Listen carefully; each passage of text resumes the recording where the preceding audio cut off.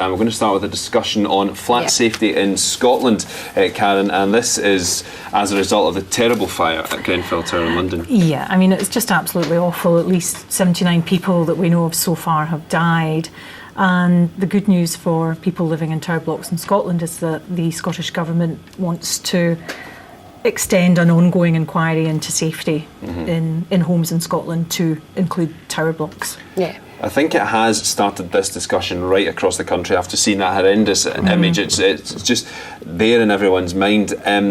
Martin, do you think do you not think it's a sad state of affairs that it's taken for something horrendous like this to happen for now these checks to Well, go I through? think the Scottish Government has always taken fire safety very, very seriously. I am actually on the cross-party group for safety and accident prevention at Parliament, and we have I think we've got to be very careful not to take a knee-jerk reaction about everybody's got to have sprinklers in. I think that everything has got to be there fit for purpose, because I think sprinklers are absolutely excellent in the stairwells, common areas, that sort of thing, absolutely. But within the own individual flats, I think there are other little copolymer cones that can go on the end of your radiator that can melt at the time when you have a fire. There are other forms, and I think we've got to be very, very careful not to just think, right, everybody's got to have sprinklers, because it'll take years and to get it all completed. So you want to do something that can be done immediately, which there are systems that But more needs to be done regardless of what it is, whether it's fire safety education or whether it's installing sprinklers, whatever it may be. Well,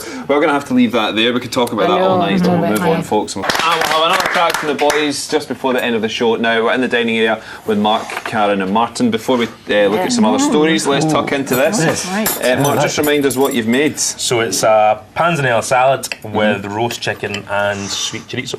It looks amazing. Yeah, it really does. delicious. Perfect summer dish. Oh, yeah. So panzanella is the correct pronunciation for it, isn't it? So it's that Tuscan tomato and bread salad. Oh, I like this. Really, really good. Sweet chorizo. This is... Lovely, isn't it? I'm about to taste it. I've never Do we heard have of to do any more sweet talking? chorizo Can we not just eat? This is lovely. This is how I always feel at this part. I know. It's a nice... That can quite easily be a main course, Mark. Oh, yeah, definitely. Yeah, you're not having that as a starter. The way we eat in here, This we is totally true. good. This is pre-dinner. Now, whilst we tuck into this, we need to talk about a few other stories that have caught our eye today, Karen. If you are buying booze for underagers in Scotland, you could be facing a fine and a jail term. You could. This is an initiative in North Lanarkshire Council area, and they're really clamping down on it because it's a bit of a problem. So over the summer holidays, when you might get groups of young people hanging around shop doors, basically if an adult buys, it's called proxy purchase, if an adult goes into a shop and buys alcohol for someone who's under 18, they could be fined £5,000, or, as you say, David, face a jail sentence. Yeah. So I think it's really going to clamp down on it in these How do they police problem it? areas.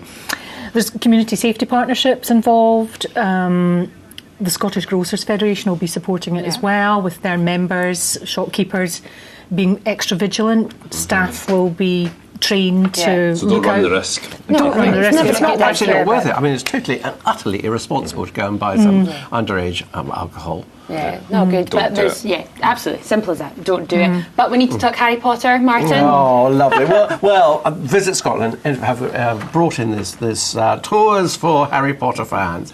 I mean, I actually always say to people, if you want to go over that viaduct in Glenfinnan, that is the place to go. I mean, we have got such wonderful scenery that has been used in so many of the films that we're very, very lucky to have it. And 20 years. Yeah, 20 years since the first It's hard to believe, isn't it? Where's that Since the 20 first years book gone? was So published. quickly. 4-day tour around Scotland. Glencoe, the car. Rannochmore, all these wonderful, iconic Scottish scenes that you see in the film. And Edinburgh Very as well. quickly, I know, we're yes, just we going need to to move get on. this one in. Apparently Edinburgh has better banter than Glasgow, Martin. Well, being an Edinburgher, I'm afraid I will stick up for Glasgow, because you're never lonely in a Glasgow bus queue. This is true.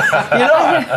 That's true. Or a I know. Glasgow taxi. And I know, but let's prove it. Name me a famous Edinburgh comedian. I don't. We didn't Are there find any one. Edinburgh comedians? So But I did potentially- have I had a slightly grumpy we're out of bus time, driver. Martin. Thank you very much, guys. That's almost all we've got time for tonight. But